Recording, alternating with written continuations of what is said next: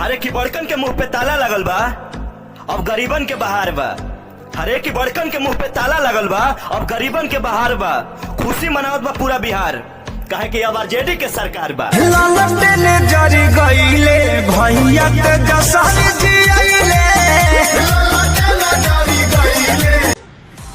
अरे की बीजेपी से विरोध करे वाला के सोनी जैसे भड़ुआ के कितना औकात बा हमरा सब मालूम बा।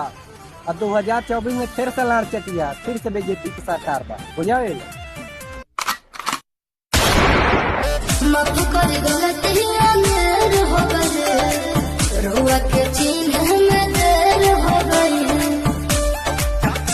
अरे खुशी के दिन में एक और खुशी के त्योहार आ गईल, अब बिहार में फिर से बाहर आ गईल।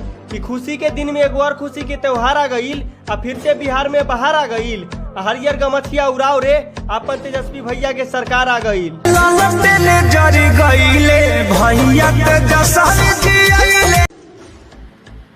अरे की लहर न ललकार बा बेटा, 2024 में फिर से बीजेपी सरकार बा। बीजेपी के बारे में उल्टा बोलबे तब बीजेपी वाला गांव में बांस करेला तैयार बा, बुझाइल। लहर नहीं ललकार होगी, फिर एक बार भाजपा की सरकार होगी।